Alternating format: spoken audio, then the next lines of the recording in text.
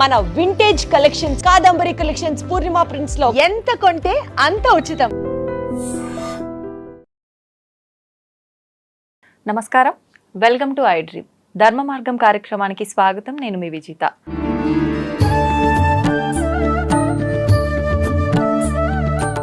ప్రస్తుతం మనతో పాటు ఉన్నారు శ్రీ విద్యా ఉపాసకులు. గత కొన్ని సంవత్సరాలుగా ఎంతో మందికి ఉపాసన శిక్షణ ఇచ్చిన వారు శ్రీ శ్రీ శ్రీ గురు కరుణామయ్య గారు. ఇప్పుడు గురుగారితో మాట్లాడి మరిన్ని విషయాలు తెలుసుకుందాం. నమస్కారం గురుగారు. శ్రీమాత్రే నమః. గురుగారు, శ్రావణ మాసం వచ్చింది అనగానే ఒక మంచి పండగ వాతావరణము, ఎక్కువగా మాసం అంతా కూడా శుభకార్యాలుకి పెట్టింది పేరుగా మాట్లాడుకుంటూ ఉంటాము. గృహప్రవేశాలు, పెళ్ళిళ్ళు, రకరకాల పండుగలు, పబ్బాలు, పర్వదినాలు, ఫుల్ బిజీ బిజీ బిజీ. అసలు ఆడవాళ్ళకి మామూలు హంగామా హడావిడి ఉండదు ఈ నెలంతా కూడా. మగాళ్ళు పస్తులు ఖాళీ అవుతుంటాయి, ఆడవాళ్ళు బుట్టలు నిండిపోతుంటాయి పళ్ళతో. అదే శ్రావణ మాసం. అంతే అంటారా గురుగారు? అయితే వ్రతాలు ముఖ్యంగా, రకరకాల పూజలు, ఎన్నో రకాల ఆలయాలకు వెళ్ళడం, దర్శించుకోవడము, రకరకాలుగా చేస్తూ ఉంటారు. అసలు ఎందుకని ఈ మాసానికి ఇంత విశిష్టత అంటారు గురుగారు? ఒకటి, బాగా ఎండలు కాసి ఒక్క తొలకరి జల్లు పెడితే హాయిగా ఉంటుంది. అవును. బాగా ఆకలేసి మంచి పంచపక్ష పరిమాణాలతో భోజనం పెడితే హాయిగా ఉంటుంది. ప్రాపంచికం. ఆధ్యాత్మికంగా చూస్తే దీని ముందు వచ్చే మాసం శూన్యమాసం. అది డ్రైగా ఉంటుంది. శివరాత్రి తర్వాత పెద్ద బిజీ ఉండదు మనకి. ఉండదు. ఒక ఉగాది వస్తుంది మధ్యలో, అది ఒక రోజే. అవును. మధ్యలో ఏం పెద్దగా రావు. శ్రీరామనవమికి వస్తుంది, అక్కడక్కడే వస్తాయి. కానీ శ్రావణ మాసంలాగా ప్రతి మంగళవారం పూజే, శుక్రవారం పూజే. అది శ్రావణ మాసం మధ్యలో కృష్ణుడు వస్తూ ఉంటాడు, మధ్యలో వరాహ జయంతి అంటారు, హయగ్రీవ జయంతి అంటారు. ఆ రకంగా మొత్తం ఒక ఆధ్యాత్మిక వర్షం లాగా ఆ చైతన్యం కురుస్తుంది కదా. అందుకు శ్రావణ మాసం అంత విశిష్టత అంటారు. ఇంకోటి, ఏ పేరులోనైనా విశిష్టత ఉంటుంది. శ్రావణం అన్న పేరు శ్రవణంలో వచ్చింది. అది వేదానికి సంబంధించింది. వేదం అందుకే అపౌరుషేయం, వినదగిందే కానీ చదివిది కాదంటారు. విని నేర్చుకోవాలి. ఆ రకంగా చూస్తే వేదానికి సంబంధించిన జ్ఞానం శ్రావణ మాసంలో పూజలు చేయడం వల్ల మనకు లభిస్తుంది అని ఒక నమ్మకం ఉంది. ఇంకో రకంగా చూస్తే శ్రవణం మన వెంకటబాబు నక్షత్రం, విష్ణుమూర్తి నక్షత్రం. అటువంటి స్థితికర్త యొక్క నక్షత్రంతో కలిసినటువంటి పేరు కలిగిన శ్రావణ మాసం అనేటప్పటికీ అదంతా ఆధ్యాత్మిక లోటు లేదు. సంచేత ఇంకోలా చెప్పాలంటే, ప్రాపంచికుల్లో ఎంత వద్దన్నా అందరికీ కావాల్సింది ఏంటి? డబ్బులు. ఆ డబ్బులు ఇచ్చే లక్ష్మి, వరలక్ష్మి ఇక్కడే వస్తుంది. ఈ రకంగా చూసినా కూడా శ్రావణ మాసంలో అందరి దేవతల కన్నా మనకి చాలా ముఖ్యమైన లక్ష్మీదేవి అక్కడ ఉంటుంది. కాబట్టి అటు విష్ణుమూర్తి, ఇటు పద్మనాభ సహోదరి కృష్ణుడు వస్తున్నాడు, విష్ణుమూర్తి వస్తున్నాడు, లక్ష్మీదేవి వస్తుంది. అందరి దేవతలు వచ్చిన ఆ మాసం కాబట్టి శ్రావణ మాసం అంత విశిష్టత. ఓకే. మరి ఇప్పుడు ప్రతి ఒక్క తిథి, ప్రతి ఒక్క వారము ప్రత్యేకతతో కూడుకున్నదని మాట్లాడుకున్నాం కదా గురు. ముఖ్యంగా సోమవారం, మంగళవారం, శుక్రవారం, శనివారం, ఈ 4 మాత్రం ఇంకా ప్రత్యేకంగా పూజలు చేస్తూ ఉంటాం. ఏ రకంగా చేయొచ్చు అంటారు? నన్ను అడిగితే నేను టోటల్ ఎగెయిన్స్ట్. ఏ రోజు భగవన్నామని చెప్పుకుంటావో ఆ రోజు అంతా కూడా విశిష్టతే. ఓకే, ఈవేళ బుధవారం అనుకోండి, శుక్రవారం చాలా మంచిది, శుక్రవారం పూజ చేయమంటాను. గురువారం టపిమంటే ఏ రోజు గ్యారంటీ కాదు. అంటే కాకపోతే కహ్రీం హసకహ్రీం పగలహ్రీం పంచదశి మంత్రం. ఒక్కొక్క రోజుకి ఒక్కొక్క దేవత ఉంటుంది, ఎనర్జీ, అధిష్టాన దేవత. అలాగా కొంతమంది దేవతలు అధిష్టానంగా ఉన్నటువంటి ఆ రోజుని మనం పూజలు చేస్తే ప్రకృతి నుండి సపోర్ట్ ఎక్కువ వస్తుంది, మనకి ఫలితం బాగుంటుందని శాస్త్రంగా చెప్తుంది. ఆ రకంగా కొంచెం విశిష్టత ఉండొచ్చు. కానీ సోమవారం శివుడిది, శనివారం వెంకటబాబుది, శుక్రవారం లక్ష్మీదేవి, ఈ డివిజన్ మనం చేసుకున్నాం. అందరి దేవతలు ఒకడు, ఒకే దేవత పలు రూపాల్లో నన్ను రక్షిస్తుంది అన్న సిద్ధాంతమే సత్యం, శుద్ధ సత్యం. ఈ మధ్యలో ఈ శివుడు వేరు, విష్ణుమూర్తి వేరు, పార్వతీదేవి వేరు, లక్ష్మీదేవి వేరుని ఒక వెరైటీగా మనం భావిస్తున్నామే తప్పితే అన్నీ కలిపి ఈ శ్రీచక్రంలో బిందు స్థానంలో ఉన్న సర్వానందమయ చక్ర స్వామి ఆ దేవత ఉంది కదా ఆవిడే. అంచేత శ్రావణ మాసంలో ఇవన్నీ వదిలే వెంకటేశ్వర స్వామి కాబట్టి విష్ణుమూర్తి యొక్క ఇంకొక అవతారం కాబట్టి శనివారం నాడు వెంకటేశ్వర స్వామి పూజ చేస్తే మంచిది. రైట్. శుక్రవారం నాడు మన లక్ష్మీదేవి ఎలాగా ఉన్నారు. మంగళవారం నాడు మంగళగౌరీ దేవత కొత్తగా పెళ్ళైనటువంటి పెళ్లి కూతుళ్ళకి చాలా మంచిది అంటారు. నిజానికి చెప్పాలంటే గౌరీ పూజని పెళ్లిళ్ళలో చేస్తూ ఉంటారు. అవును గురుగారు. నమ్మకం ఉందా? ముహూర్తానికి ముందు అమ్మాయిని కొంతమంది బుట్టలో కూర్చోబెట్టి తెస్తూ ఉంటారు. మా పద్ధతుల్లో చేస్తాం. ఏది ఏమైనా ఆ గౌరీ పూజ ఎందుకు చేస్తారు? దంపత్ అభివృద్ధ్యర్థం అనే మంత్రతో కంకణం కడతారు తోరం అమ్మాయికి. ఆ గౌరీ సంసారాన్ని రక్షిస్తుంది, ఆ శక్తి ఇస్తుంది. అన్ఫార్చునేట్లీ ఈ రోజుల్లో నేను చెప్తూనే ఉంటాను, 9 గంటలకి ముహూర్తం అయితే మనం గౌరీ పూజ 6 గంటలకు మొదలెట్టుకోవాలి. ఒక గంట చెయ్యాలి. లలితా సహస్రనామం చదవాలి. అందరు మొత్తం ఐదుగురిని పిలవాలి.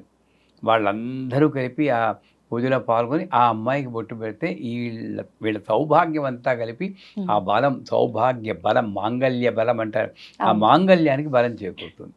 అంత ట్రెడిషనల్ వాల్యూతో కూడినటువంటి గౌరీ పూజని మన వాళ్ళు ముహూర్తానికి అరగంట ముందు మొదలెట్టి ఏదో తూతూ మంత్రాలతో కానిచ్చేసి పద పద పద పద అని తీసుకెళ్తారు హడావుడిగా. మరి అదే వాళ్ళు 2 గంటలు ఫోటోషూట్లు తీసుకుంటారు. ఒప్పుకుంటారా? నిజమే గురుగారు. ఇది ఒక కారణం, బలమైన కారణం. వివాహ వ్యవస్థ చిన్నాభిన్న అవడానికి కూడా ఇది ఒక కారణం. సో ఎనీవేస్ ఆ గౌరీ మరి పెళ్ళి అయ్యాక ఆ పెళ్లి కూతురికి శ్రావణ మాసంలో మొట్టమొదట సంవత్సరం, ఇది 5 సంవత్సరాలు చేయాలంటారు కానీ అట్లీస్ట్ మొట్టమొదటి సంవత్సరంలో మంగళగౌరీ వ్రతం అని చేస్తారు. ఇది పెళ్ళి అయిన వాళ్ళే చెయ్యాలి అంటారు. నన్ను అడిగితే పెళ్ళి అవని వాళ్ళు అదే మంగళగౌరిని కాత్యాయిని అని పేరుతో పిలిచి, అమ్మ నాకు మంచి భర్త దొరికేటట్టు చూడు. దేవత ఒక్కళ్ళేనర్రా, మనం కన్ఫ్యూజ్ అయిపోతున్నాం కానీ దేవత ఒక్కళ్ళే. అదే మంగళవారం నాడు పెళ్ళి అవని వారు కాత్యాయిని అన్న పేరుతో పూజ చేయండి శ్రావణ మాసంలోనే. అంతేగాని వీళ్ళే పూజ చేయాలి, వీళ్ళు పూజ చేయకూడదు, ఇలాగా సందేహాలతో కొట్టుకుంటున్నాం. మంగళగౌరి వ్రతం ఇలా చేసుకుంటూ పోతే శుక్రవారం నాడు చేసే పూజే ఏం పూజ? వరలక్ష్మి పూజ.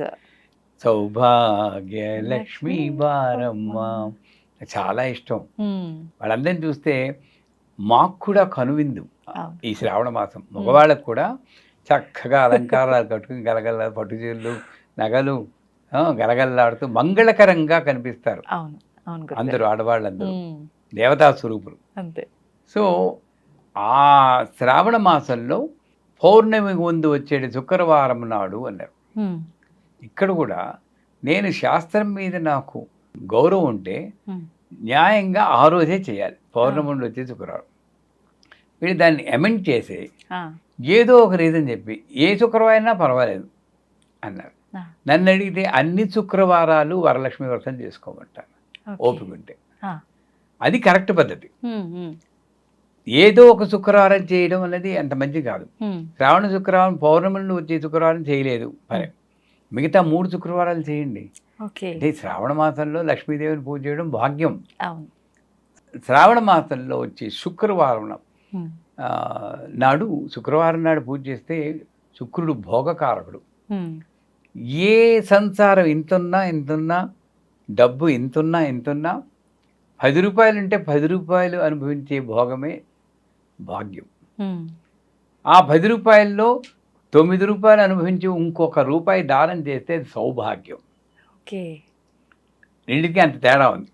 ఈ రెండింటిని ఇచ్చేటటువంటి తల్లి వరలక్ష్మీదేవి. ఆవిడ్ని మనం ఈ శ్రావణ మాసంలో పూజ చేస్తాం. చూడండి ఎంత విశిష్టత ఉందో నిజంగా. అయితే ఇప్పుడు గురుగారు మీరు అన్నట్టుగా 3 వారాలు చేయకుండా ఒకటే వారమే చేస్తుంటారు. మళ్ళీ ఆ ఒక్క వారం కూడా వీలు పడని వాళ్ళు ఏదో ఒక వారం చూసుకొని పెట్టుకుంటారు. అలా చేయొచ్చు అంటారా? ఎలాగైనా సరే శుక్రవారం నాడు ఏదో ఒక వారం శుక్రవారం నాడు మనకి మనస్సు స్థిరంగా ఉండాలి. చాలాసార్లు మీకు చెప్పాం, ఇది చెయ్యాలి అని తపన ఉండాలి, కానీ ఇది చెయ్యాలే అన్నట్టు చేయకూడదు. తప్పదు రెండింటికి తేడా అన్నట్టు. ఉంది. అవును గురుగారు. ఒక బర్డెన్ కింద భావిస్తూ చేయకండి. ఇది చెయ్యాలి అని తపన ఉంటే, నన్ను అడిగితే ఎవరైనా ఉన్నారో లేదో నాకు డౌటే, కానీ శ్రావణ మాసంలో 4 శుక్రవారాలు చేసేయాలి. 4, 5 వస్తాయనుకోండి, ఆ 4 శుక్రవారాలు వరలక్ష్మి వ్రతాన్ని అసలైన అర్థం చేర్చుకుంటూ చేయాలి. మనకి పూజలు ఒక్క వ్రతం చేస్తే ఫలించాలి. వీళ్ళు మంగళగౌరి వ్రతాన్ని 5 సంవత్సరాలు చేయాలన్నారు. ఎందుకు? ఈ కొత్తగా పెళ్ళైనటువంటి పెళ్లి కూతురికి కొత్తగా సంసారంలో ఇవ్వడానికి వెంటనే ఇవ్వలేదు. ఈ గౌరీదేవి యొక్క శక్తి వల్ల మెల్లిమెల్లిగా ఈ పంచేంద్రియాలని మనం కంట్రోల్ చేసుకుని అక్కడ అడ్జస్ట్ అయ్యి బతకాలంటే 5 సంవత్సరాలు నువ్వు చేయాలను. 5 మంగళవారాలు కాదు, 5 సంవత్సరాలు అంటే 5 నాలుగు 20 అనుకోండి. అలాగా వరలక్ష్మి వ్రతం కూడా ఒక్కసారి చేస్తే మనకి ఫలితం ఇవ్వాలి. ఎందుకు మనకి ఇన్నిసార్లు లక్ష్మీ వ్రతం చేస్తున్నా మనకి ఆ భాగ్యం భోగం ఎందుకు కలగలేదంటే దాని అంతరార్థం తెలియకుండా చేస్తున్నాం అన్నమాట. ఏది ఎలా చేయాలో దాని విశిష్టత తెలుసుకుని ఆ తాదాత్మ్యంతో చేస్తే ఒక్క వరలక్ష్మి వ్రతంతో ఆ చారుమతి గల్లు ఈ అనుభవాలన్నీ మనం పొందొచ్చు. అది సత్యం. సాధ్యపడుతుందా గురుగారు ఈ కలియుగంలో అనుభూతులన్నీ చెందడం? ఇది సాధ్యపడుతుందా లేదా అని చెప్పడానికి నాకు శక్తి లేదు, కానీ డెఫినెట్గా అనుభవం అయితే కలుగుతుందండి. ఉదాహరణ తీసుకుందాం చూడండి. మీకు తెలుసు, మీ వరలక్ష్మి వ్రతం చేస్తూ ఉంటారు. ఆ వ్రతం ఎలా మొదలవుతుంది? ఏ వ్రతమైనా తర్వాత సెప్టెంబర్లో వినాయక చవితి వస్తుంది. మనం అనుకుంటాం ఆ పూజ టైంలో చేసి ఇదే పూజ అంటారు. కానీ కథ ఏం చెప్తుందంటే, పొద్దున్న లేచిన దగ్గర నుండి రాత్రి పడుకుని దాకా ఆ రోజంతా వరలక్ష్మీదేవిని గురించి ఆలోచిస్తూనే గడపాలి. అది ఫస్ట్ ప్రిన్సిపల్ చేయాల్సింది.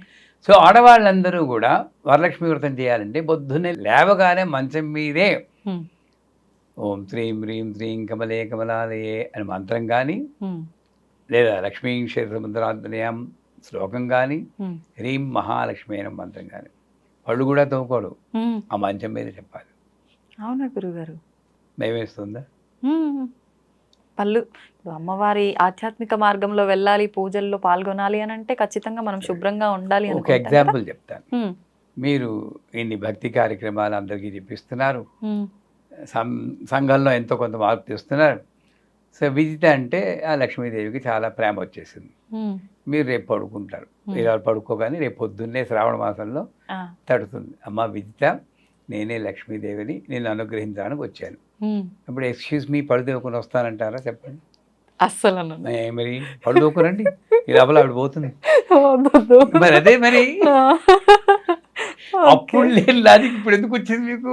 అమ్మో, అప్పుడు అమ్మవారిని ఎలా కాదంటాం గురుగారు ముందు ప్రత్యేక. ఎందుకంటే ఇక్కడ లేదని మీకు చాలా నమ్మకం కాబట్టి తీరుబడిగా పడుకోవుతున్నాం అంతే. అక్కడ అమ్మ వచ్చేసింది నమ్మకం ఉంది కాబట్టి పడుదోకు కూడా నేను చెప్పగలను. ఓకే, ఇక్కడ తోవడం కాదు, ఇక్కడ తెలవాలి.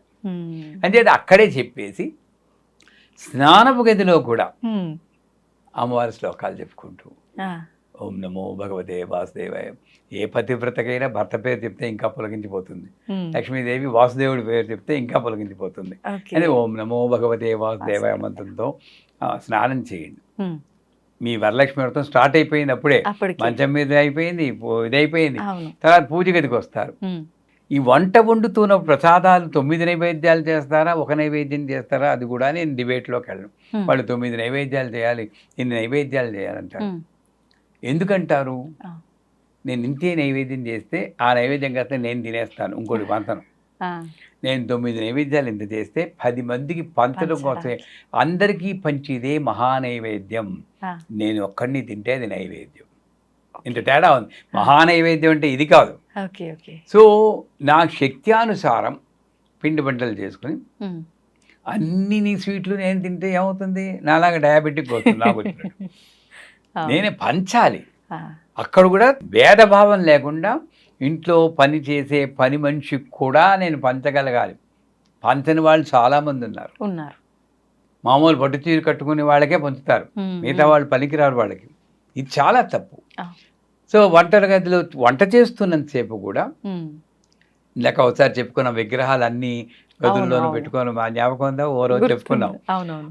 అలాగా ఆ విగ్రహం అన్నపూర్ణమ్మ అక్కడ ఉంటుంది కాబట్టి అక్కడ కూడా అన్నపూర్ణమ్మలో లక్ష్మీదేవిని చూస్తూ ఏదో ఒక శ్లోకం లక్ష్మీ అష్టోత్తరం కానీ లక్ష్మీ సూక్తం కానీ చెప్పుకుంటూ కానీ మీకు రాదు యూట్యూబ్లో వింటూ. పెట్టేసేయండి, ఆడియో పెట్టండి, అది వింటూ కలిగి పెట్టండి, భగవన్నామం చెప్తూ కలిగి పెడితే అది అమృతం అవుతుంది. అది నిజమైన నైవేద్యం. ఓకే. బా చాలా టైం అయిపోయింది, వరలక్ష్మి వ్రతం ఇంకా ఎప్పుడు అవుతుందో ఏమిటో, మళ్ళీ నేను షూట్కి వెళ్ళిపోవాలి అనుకుంటూ చేస్తే ఆ చక్కెర పొంగల్లో ఎక్కడ మిమ్మల్ని అంటలేదు.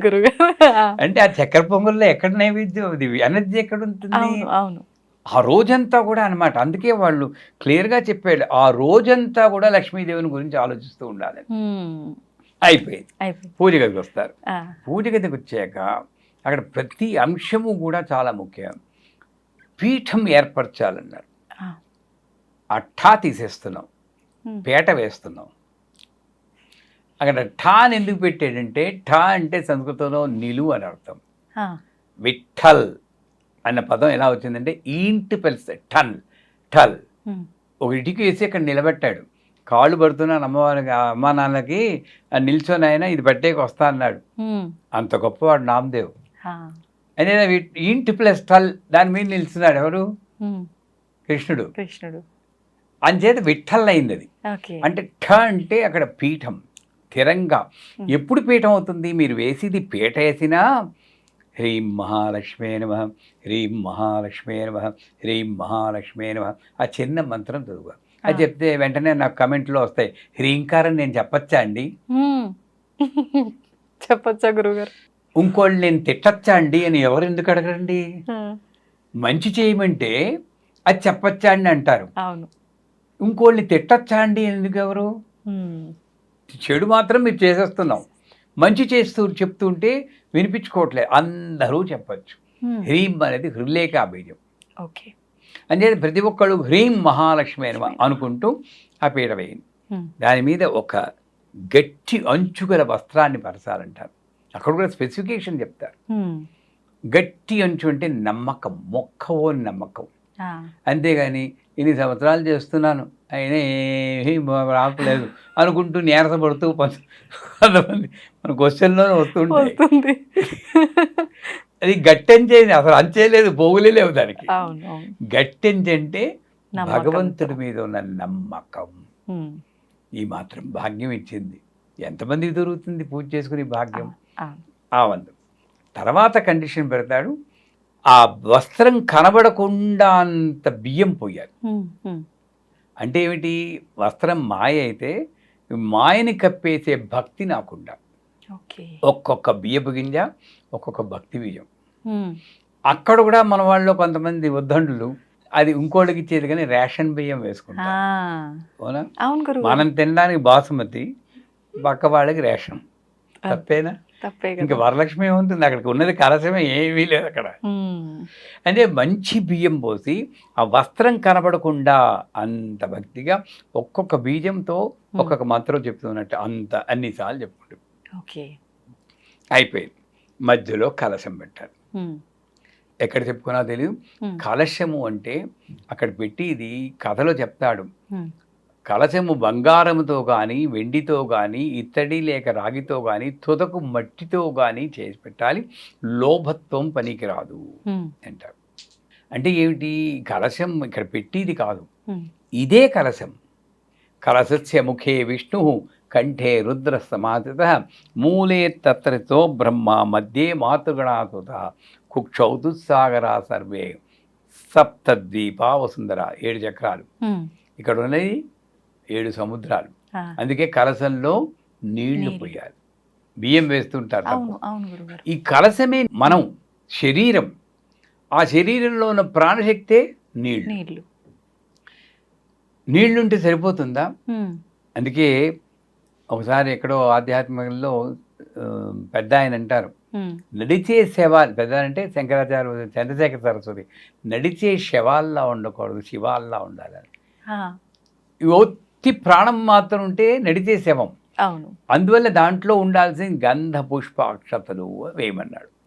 జ్ఞానం గంధం అంటే అసోసియేషన్. Hmm. ఇది వేస్తూ గంధాన్ని పట్టుకుని అమ్మ నాకు లోపల బయట కూడా మంచి అసోసియేషన్, లోపల ఆలోచనలు మంచిగా ఉండాలి, బయట జనాలు నా చుట్టాలు స్నేహితులుగా మంచిగా నన్ను సన్మార్గంలో నడిపించేటట్టు అంత ధ్యానం చేస్తూ వేయాలి.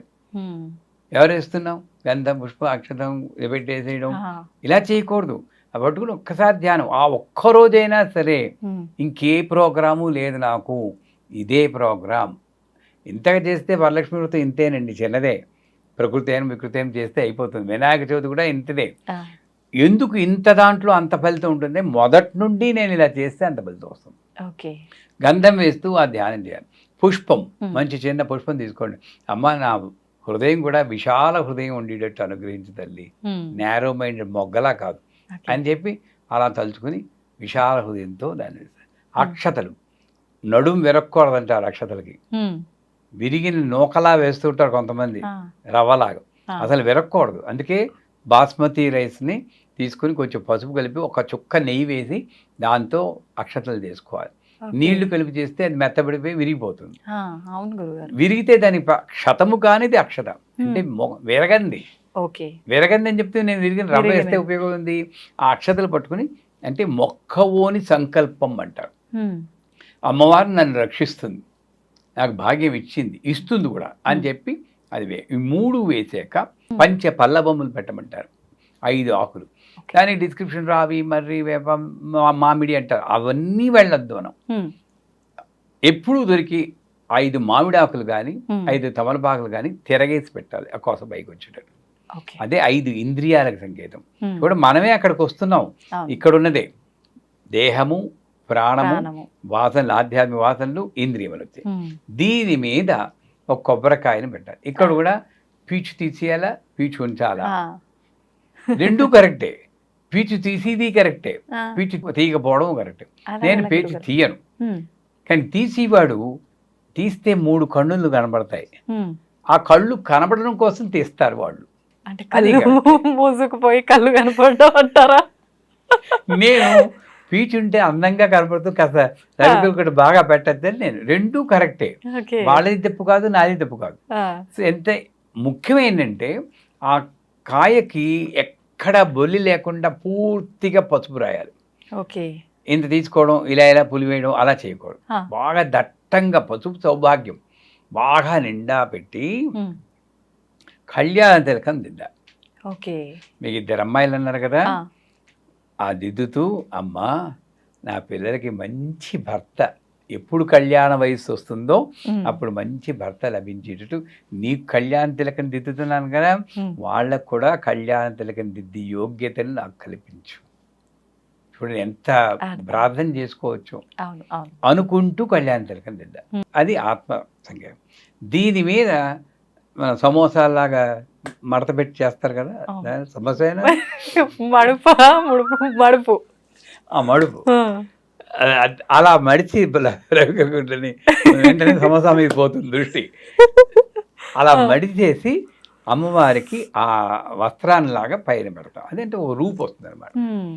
ఇప్పుడు నాలో ఉన్నటువంటి శరీరమే, నాలో ఉన్నటువంటి శక్తే అక్కడ పెడుతున్నాం. అందుకే కథలు చెప్తాడు, కలశం మీద అమ్మవారిని ఆవాహన చేయాలంట.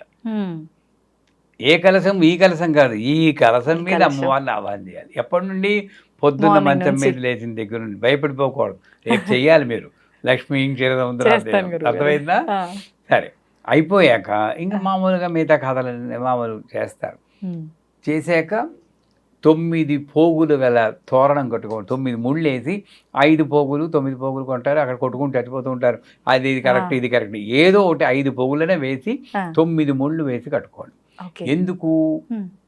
నవయోన్యాత్మక శరీరం, నవరంధ్రాలతో నవమాసాలు చెరబడి నవరంధ్రాలతో భూమిపై దిగబడి మానవ శబ్దంలో ఉన్నటువంటి నవశబ్దాన్ని జోడించి మనం ఉన్నాం. నవ అన్నదానికి అందుంది. అందుకు ఆ 9 గ్రంథులు ముళ్ళు వేసి, ఇవన్నీ గ్రంథి అంటే ఏమిటి? ఈ కాస్మిక్ ఎనర్జీ ఫ్లో అవ్వకుండా ఉండే అడ్డు. మనకి 3 చెప్పారు లలితా సహస్రం, బ్రహ్మగ్రంథి, విష్ణు గ్రంథి, రుద్రగ్రంథి. 3 కాదు ఇంకా 6 గ్రంథులు యాడ్ చేసి నాలో ఉన్న అడ్లు అవి ఆ అడ్లుకి అధిష్టాన దేవత ప్రథమ గంధిము కమలాయనమ ఏదో మంత్రాలు ఉంటాయి. ఆ పేర్లు చెప్పి అన్ని 9 గంధుల మీద పసుపు కుంకుమ వేసి తోరం కట్టుకోవడం వల్ల నాలో ఆధ్యాత్మిక శక్తి అడ్డు లేకుండా ప్రవహించుకాక. అది తోరం మంత్రం కూడా ఉంది. ఆ మంత్రంలో అర్థం ఇదే, సౌభాగ్యం నాకు వచ్చుగాక. పద్నామి దక్షిణే హస్తే అని నవసూత్ర ప్రభం అని వస్తుంది కదా, ఆ సౌభాగ్యం వచ్చుగాక అని కట్టుకోవాలి. తర్వాత వాయనం ఇవ్వాలి అంటారు. అక్కడేంటి, వాయనంలో 9 బూర్లు పెట్టి మంగళ ద్రవ్యాలని పెట్టి పసుపు కుంకుమ గాజులను పెట్టి ముత్తైదుకి ఇస్తారు. ఏమంటారు, ఇస్తినమ్మ వాయనం పుచ్చుకున్న వాయనం, ఇస్తినమ్మ వాయనం అక్కడ ఏంటి తెలుసా అండి, అసలు ఒకసారి ఇచ్చి ఊరుకోవాలని ఇస్తున్నాం ఎందుకంటే ఎవరికైనా డౌట్ వచ్చిందా? నిజమే గురుగారు, ఎందుకని? ఎందుకంటే అది ఇచ్చేది యాక్చువల్గా ఆ సువాసినికి ఇవ్వట్లేదు మీరు, ఆ సువాసిని రూపంలో ఉన్న వరలక్ష్మీదేవికి ఇస్తున్నారు. ఇస్తినిమ్మ వాయనం. అక్కడ ఉన్నవి చీరారవికలు కూడా కాదు, నా భక్తి, నా శ్రద్ధ, నా నమ్మకము, నా సరెండర్, శరణాగతి అన్న వాయనం నేను ఇస్తున్నాను. పుచ్చుకున్న వాయనం ఆవిడ సంతోషించి నాకు సౌభాగ్యం ఇచ్చేస్తుంది, అది నేను పుచ్చుకుంటున్నా. మరి పుచ్చుకుంటే 3 సార్లు పుచ్చుకుంటే బాగా గట్టిగా ఉంటుంది కదా. ఇస్తినమ్మ వాయనం పుచ్చుకున్న వాయనం, ఇస్తినమ్మ ఇది కంటిన్యూ అది 3 సార్లు కాదు, 4 సార్లు 5 సార్లు ఎన్నిసార్లు చెప్పుకున్నా పర్లేదు. అలా 10 సార్లు చెప్తే ఆవిడ ఇవ్వమ్మా నేను ఇండిపోవాలని టైం అయిపోతుంది. అదే ఒక మినిమం 3 సార్లు చెప్పుకున్న తర్వాత పూజ చేసిన బ్రాహ్మణుడికి యథాశక్తి దక్షిణ ఇచ్చి సంస్కరించాలంటారు, అది ఆచారం. పోతే కథకు వస్తే, కథ మన వాళ్ళు తెలిసిన కథ అయినా కదా అని గడగడగడగడగడా చేస్తారు. దాంట్లో ముఖ్యమైన వాక్యాలు మర్చిపోతున్నాము. ఏంటవి గురుగారు? ఆవిడ పేరే ముఖ్యం. ఫస్ట్ చారుమతి. చారు అంటే ఏంటి? 4 అదొకటి, చారు అనేది పైనాపిల్ చారు, మిరియాల చారు, అది కాదు. చారు అంటే సంస్కృతంలో అందమైన అని అర్థం. చారు హసన్, చారు హాస, ఆ పేర్లు మంచిగా నవ్వివాడని. చారు హసన్. చారుమతి అందమైన బుద్ధి కలది. అంటే హీరోయిన్కి అందమైన బుద్ధి ఉంది, ముందే చెప్పేస్తున్న క్యారెక్టర్ని అంతా. అందమైన బుద్ధి ఎలా ఉంటుందో వర్ణిస్తాడు. ఇది ముఖ్యం వరలక్ష్మి వ్రతం. ఇది కానీ అనకూడదు, కానీ 9 రకాల నైవేద్యాలు చేసేయచ్చు మీరందరూ, 21 చేసేస్తారు, వాయనాలు ఇమ్మంటే ఇస్తారు. ఈ ఒక్క లైను పాటించడానికి ఇంకో జన్మెత్తాలి, శ్రమించాలి అలా అందుకు. ఎందుకంటే చారుమతి దేవి ఉదయాన్నే నిద్రలేచి, అదే కష్టం మనకి, సూర్యుడు రావడానికి ముందే లేవాలి. గయ్యాళిగాక మితముగా సంభాషించు, ఇది కూడా కష్టం, ఇంకా కష్టం వస్తుంది. పెనిమిట్ని అత్తమామలను దైవముగా భావించి, అంతే ఇంక అయిపోయింది. ఇంక వరలక్ష్మి వ్రతం చేయడం ఇంపాసిబుల్. చేయకుండా ఏం లేదు, మేము ఎందుకు చూస్తాం. అలాగే ఇదే మెయిన్. భర్తను అత్తమామలను దైవంగా ఆ ఒక్కరోజైనా భావించండి రా బాబు. మా అమ్మగారు ఇప్పటికీ నేను గుర్తుంది, 3:30కి లేచి మా నాన్నగారి కళ్ళకి ఇలా కళ్ళకి అద్దుకుని మంగళసూత్రం తీసుకుని ఇలా అద్దుకుని అప్పటి నుండి మొదలెడుతుంది అనమాట స్తోత్రాలు. ఈ రోజుల్లో అలా చేసేవాళ్ళు లేరు. ఇది సరెండరా బానిసత్వమా అలా ఆలోచించకూడదు. స్త్రీలో ఉన్న గొప్పతనం అది.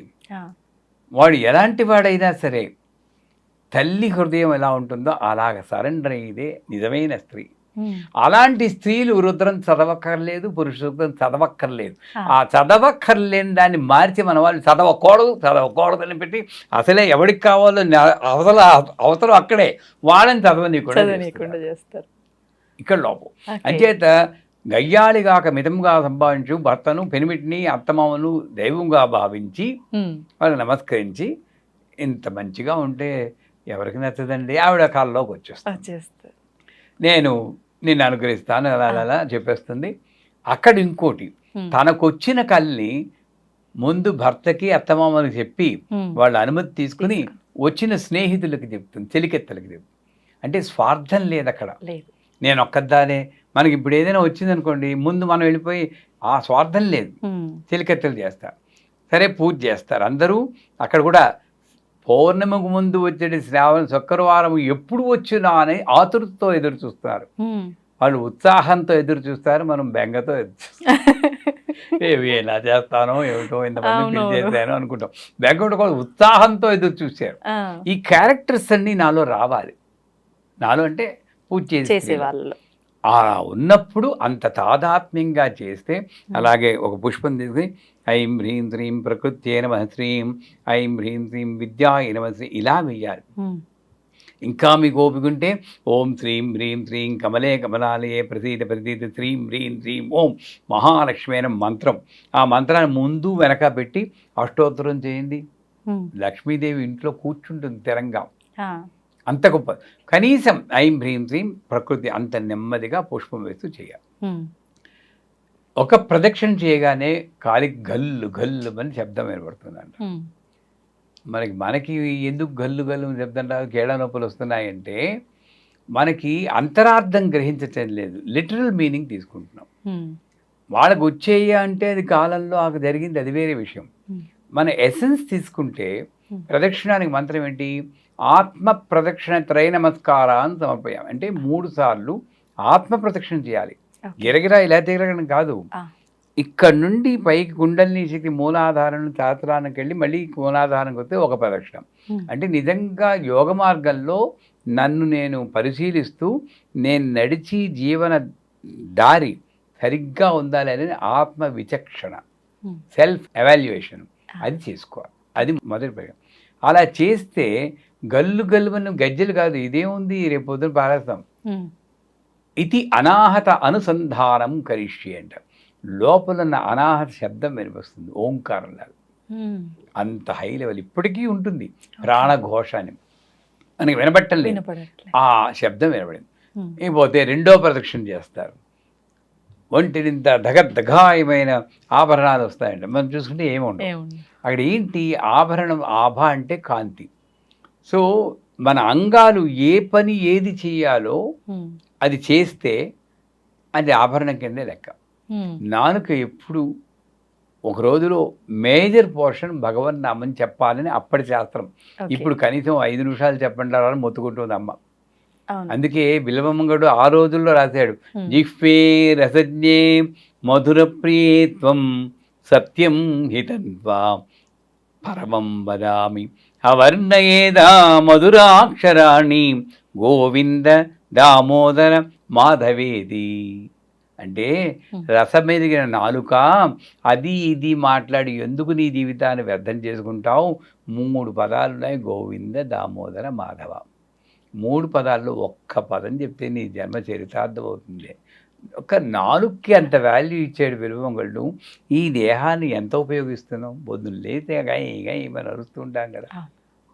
ఇలా అరవకుండా నాలుకని కొంత భాగమైనా సరే అమ్మవారి స్తోత్రమో ఏదో స్తోత్రం, ఇది ఆభరణం. ఇలాగ ప్రతి ఇస్తూన చెయ్యి ఆభరణం, ఇది గాజులు. ఇస్తూన చెయ్యి ఎప్పుడు వింటున్నది, ఇది దుద్దులు. ఇలాగా ఆలోచిస్తే ప్రతిదీ ఆభరణమే. అటువంటి ఆధ్యాత్మిక చైతన్యం వచ్చింది. 3వ ప్రదక్షిణ చేస్తారు. వాళ్ళని ఇళ్ళకి తీసుకువెళ్ళడానికి గుర్రాలు ఏనుగులు పూల్చిన బంగారు రథాలు వస్తాయంట. అంటే స్త్రీలందరికీ అది స్వార్థం అని అన్ను, భర్త కన్నా ముందు వెళ్ళిపోవాలనుకుంటారు అందరూ. అంటే ఇది ఒక రకంగా ఏంటంటే మన సమాజం భర్త లేని స్త్రీని అంత లోకుగా చూస్తుంది కాబట్టి ఆ స్థితి అంటే భయం. వీళ్ళని తప్పుపట్టను, సమాజాన్నే తప్పుపడతారు, భయంకరంగా చూస్తారు వాళ్ళు. మానవత్వం లేదు ఈ స్త్రీలకే. మళ్ళీ ఇదే స్త్రీయే, అవునా అంటే ఒప్పుకుంటారు. ఆ స్థితి నాకు రాకూడదని భయపడుతుంది అంతేగాని ధూమావతి అనే దేవత కూడా ఆవిడే. అంచేత ఇళ్ళకి తీసుకెళ్ళడానికి గుర్రాలు ఏనుగులు పులిచిన రథాలు చేయంటే సౌభాగ్యవతిగా భర్త ఒళ్ళో తలపెట్టుకుని దైవనామస్మరణ చేస్తూ హాయిగా అలా వెళ్ళిపోయే సౌభాగ్యం వస్తుంది. ఇది రథం. అది బహు కొద్ది మందికి వస్తుంది. అటువంటి సౌభాగ్యాన్ని ఇచ్చేటువంటి వరలక్ష్మి వ్రతం ఈ చెప్పిన విధంగా మనం ఇక మీదట వచ్చి శుక్రవారం నాడు ప్రతి స్త్రీ చేయగలిగితే కొంత కాబట్టి కొంత అర్థం చేసుకుంటూ ఆ భావనతో చేస్తే, తర్వాత ఇది అయిపోగానే వాయినాలు ఇస్తారు. ఆ వాయినాలు ఇచ్చేటప్పుడు కూడా బుట్టలో బత్తాయి పళ్ళు పెట్టుకుని ఉసురు ఉసురుమంటూ మెట్లెక్కి వెళ్తారు. ఏం లాభం? ఆడికి వెళ్ళాక ఆ స్త్రీకి కాళ్ళకి పసుపు రాస్తున్నప్పుడు అమ్మవారి కింద భావించి రాయాలి. ఆవిడ మాట్లాడకుండా ఉండమన్నారు ముందే. ఓకే. ఇలా కూర్చోవాలి విగ్రహంలాగా. గంధం అనగానే వీళ్ళు ఇలా అంటూ ఉంటారు. ఏముంది అక్కడ? అవేర్నెస్ ఎక్కడ ఉంది? అరటిపండు దగ్గర నో అంటూ ఉంటారు. ఇంక సువాసన దేవతా రూపం ఎక్కడుంది? అమ్మలక్కలాగా ఉంటారు. అలా కాకుండా అమ్మ నువ్వు దేవతని పరిస్థితి దేవతలా నా ముందు అని గంధం మెల్లిగా రాయాలి. అరటిపండు తీసి కింది పెదవికి ఇలా తగిలించాలి. ఇది కరెక్ట్. తినిపించేసేయకూడదు. ఆ పువ్వులు అని చెప్పి వాడు కరెక్ట్గా ధ్యానం ఉంటే మీరు ఇలా పీకేసి హింస పెట్టేది దాంట్లో దొరుకుతారు. ఏమిటి అంత తెలీదు. ఆ పువ్వులు తీసుకెళ్ళి ఒళ్ళో పెట్టాలి, వస్త్రాలు ఒళ్ళో పెట్టాలి. చివరగా ఇక ఏ మాటలు మాట్లాడకూడదు. పశువు రాస్తున్నా మీ అబ్బాయికి పెళ్లి కుదురుతుందా, మీ అక్కడ తీస్తుంది, చీర బాగుంది అంటారా లేదా? నేను తప్పట్టకండి, నన్ను ఇలాగే చేస్తున్నారు. అందుకే వరలక్ష్మి వ్రతాలు ఉత్తిన నామకే వస్తాయి. ధ్యానంతో హ్రీం మహాలక్ష్మి హ్రీం మహాలక్ష్మి ఆవిడ చేయాలి, ఈవిడ కూర్చోవాలి. చివరగా ఒళ్ళో అమ్మవారి ఒళ్ళో తలబెట్టి మంత్రసిద్ధిర్భూయాత్ అనే మంత్రం. మంత్రసిద్ధిర్భూయాత్ అంటే నేను ఏ స్తోత్రం చెప్తున్నానో అది ఫలించేటట్టు అనుగ్రహించు తల్లి. పోయి సంస్కృతం రాదు, తెలుగులో చెప్పండి. ఈనాడు పూజ చేస్తున్నానమ్మా, అది ఫలించేటట్టు అనుగ్రహించు తల్లిని అమ్మని పట్టుకున్నట్టు అలా పట్టుకుని తలపెట్టాలి. ఇది సువాసిని పూజ. చేయమని అందరు నేను ఈసారి చేస్తాం గురుగారు. ఒకసారి ఇలా చేస్తే వరలక్ష్మీదేవి అంటే అష్టలక్ష్ములతో కూడిన మహాలక్ష్మి మన ఇంట్లో ఉంటుంది, అందులో సందేహం లేదు. తప్పకుండా ఈసారి మీరు చెప్పినట్టుగానే పాటిస్తాము, చేస్తాం గురువుగారు. నెక్స్ట్ టైం మీరు వచ్చిన తర్వాత మాట్లాడుకుందాం. ధన్యవాదాలు గురుగారు. నిజంగా చాలా మంచి విషయాలు ఎంతో అర్థవంతంగా మా అందరికీ అర్థమయ్యి మేమందరం విని పాటించే విధంగా చెప్పారు. ధన్యవాదాలు గురుగారు.